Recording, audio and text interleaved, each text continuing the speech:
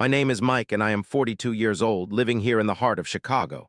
Most mornings start for me before the sun even thinks about showing its face. I'm a contractor, and my days are usually spent on construction sites, the smell of sawdust and fresh paint clinging to my clothes. I take pride in my work, in turning old, tired spaces into something new and beautiful. There's a satisfaction in seeing a client's happy face, knowing I built something sturdy with my own two hands.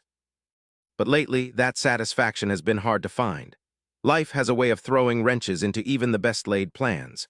My biggest dream has always been to provide a stable, happy home for my daughter, Lily. She's 15 now, bright and full of life, and she deserves the world. Lately, though, just keeping our small apartment has felt like climbing a mountain with a backpack full of bricks. My contracting business used to do well, steady enough to cover our rent, food, and Lily's school needs, maybe even a movie night out once in a while. But the last year has been brutal. Jobs became scarcer, clients delayed payments, and the costs of materials just kept going up. The bills started piling up on my kitchen table, a silent, growing monument to my failures. Electricity, gas, water, and then the biggest one, the rent notice, always arriving with that heavy, sinking feeling in my stomach. I'd try to hide the worry from Lily to keep my chin up, but inside, a cold fear had taken root. It was my internal nemesis, that doubt, constantly whispering that I wasn't good enough, that I was failing my daughter. The thought of us losing our home, of me not being able to provide the basic safety she needed, was a weight that never left my shoulders. I started taking on every small job I could find, painting a fence here, fixing a leaky faucet there. I worked longer hours, pushed myself harder, skipped meals so Lily could eat well. I'd come home exhausted, my body aching, only to spend hours on the phone trying to drum up new business. I bought cheap coffee to stay awake and ignored the dull ache in my back. Every morning I'd tell myself, "Today's the day, Mike. Today something good will happen." But it seemed the universe had other plans. A big renovation job I had been counting on, one that would have pulled us out of the hole, fell through at the very last minute. The client went with a cheaper, less experienced company. Then my old work truck, a loyal companion for years, decided to give up the ghost right in the middle of a delivery. The repair cost was astronomical, money I absolutely did not have, forcing me to borrow just to get it running again, adding to the mountain of debt. And then a client I had done work for months ago, a kindly older gentleman, called to say he still couldn't pay me, promising he would eventually, but that didn't help with the immediate bills staring me down. The eviction notice for our apartment arrived a week later, stark and final, giving us 30 days. Every day as I walked past our neighbor's house, Mrs. Henderson's house, I saw her front stairs. They were old, wooden, and severely rotted. I'd seen her struggle with them, gripping the flimsy railing, her steps slow and careful. One afternoon, I watched from my window as she stumbled, catching herself just in time, her groceries scattering across the cracked sidewalk. My heart ached for her. I was a contractor. I could fix those stairs in a day, make them safe. But I barely had enough money for materials for my paying jobs, let alone for a pro bono project. It felt like a cruel irony, having the skills to help but not the means. That image of her nearly falling haunted me. My lowest point arrived swiftly. I finally secured what seemed like a miracle job, a rush project, a small but well-paying interior remodel for a new restaurant downtown. This was it. This was our chance.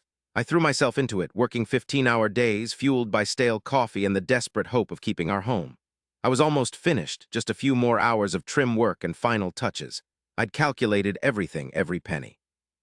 I could pay the past due rent, pay back the truck repair loan, maybe even buy Lily new shoes. My phone buzzed. It was the restaurant owner. He sounded apologetic but firm. Due to an unexpected financial issue, he could only pay me half of the remaining balance and he needed to push back the rest for a few weeks, maybe even a month. He was so sorry, but he had no choice. My heart sank, a cold, heavy stone. Half wouldn't even cover the overdue rent, let alone everything else. I stared at the fresh, new walls I had built, the sleek countertop I had installed, and felt utterly hollow. I walked home in a daze, the city lights blurring around me. That evening, Lily found the eviction notice tucked under a pile of mail. Her eyes, usually so bright, filled with a hurt and confusion that tore my soul apart. I watched her retreat into her room, and I knew I had failed. I was standing in our living room, staring at the faded pattern on the rug, thinking about selling my tools, the tools that were an extension of my hands, just to afford a motel room for a few nights. The thought was sickening, the ultimate surrender. I don't know what shifted in me then. Perhaps it was the sheer exhaustion, or perhaps it was seeing Lily's face, knowing I couldn't give up. I looked out my window again, and there they were, Mrs. Henderson's rotting stairs, silhouetted against the dim street lamp. They looked even more dangerous in the gloom. I had nothing left to give, no money, no hope for my own situation. But I still had my hands, I still had my skills. I had a few spare 2x4s in my truck from an old job, some leftover screws, and a half-can of wood stain. It wasn't much, but it was enough for those stairs. I couldn't solve my own problem, but maybe, just maybe, I could fix hers. It was a crazy idea, a selfless act born out of my own desperate need to feel useful, to feel like I wasn't completely broken. The next morning before the sun, before Mrs. Henderson usually left for her senior center, I started working. I moved quietly, carefully dismantling the old, splintered wood. Each swing of the hammer felt like a release, each cut of the saw a rhythm of defiance against my despair. I worked through the morning, my muscles burning, my mind surprisingly clear. I chose the best pieces of wood I had, making sure every step was solid, every joint secure. I sanded them smooth, applied the stain, making them look new and strong. I worked for hours, feeling a strange peace settle over me, a feeling of purpose that had been missing for weeks. I wasn't getting paid. I wasn't solving my eviction notice problem. But I was building something good, something safe for someone who needed it. As I was sweeping up the last of the sawdust, tired but with a quiet sense of accomplishment, Mrs. Henderson's familiar little car pulled into her driveway. She got out, her movements slow, and then she saw them. Her eyes widened, her jaw dropped slightly. She took a step closer, then another, touching the sturdy new railing, running her hand over the smooth wood. She looked at me, her eyes glistening. "Mike," she whispered, her voice thick with emotion. Did you do this?" I nodded, feeling a little embarrassed. Just a neighbor helping a neighbor, Mrs. Henderson. They looked a little unsteady. Tears welled up in her eyes, and she reached out, grasping my hand. "Oh, Mike, thank you. You have no idea what this means to me. I've been so worried about those stairs. I was saving up to have them done, but—" She trailed off, then looked at me intently. "I simply must pay you for this. Please let me pay you." I shook my head gently. "No, Mrs. Henderson, really. It was my pleasure. Just please be careful on them." She wouldn't let go of my hand. "Mike, my son David, he's a project manager for a big construction company downtown, Henderson and Sons. I told him about my stairs, how dangerous they were, and he was looking for a reliable, honest contractor for some smaller projects their company doesn't usually take on. He keeps complaining he can't find anyone dependable." She reached into her purse, pulling out a crisp business card. "Here, please call him. Tell him his mother insisted. Tell him how kind you are, how talented. He needs someone like you." I stared at the card in my hand, my mind reeling. David Henderson, project manager. It felt like a bizarre dream. A simple act of kindness, done out of my own desperation, had just opened a door I couldn't have imagined. I called David Henderson the very next day. He sounded exactly like his mother had described, kind but professional. He'd heard all about the new stairs, and his mother had apparently sung my praises for a good 20 minutes. He invited me to his office for a chat. We talked for an hour, not just about my skills, but about my approach to work, my reliability, my honesty.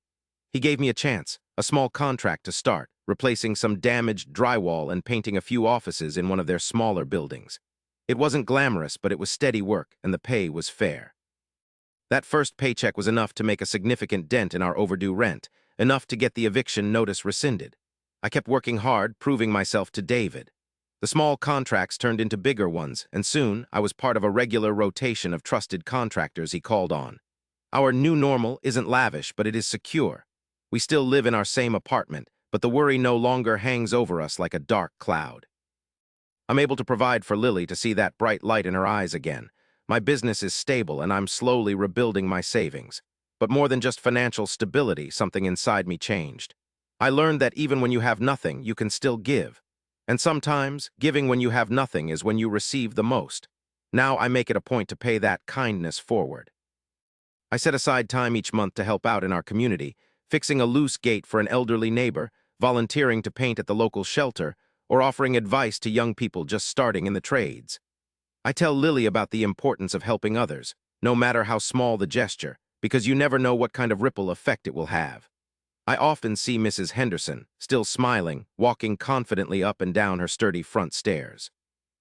They are a constant reminder of how things truly do get better, how a moment of selflessness can change everything.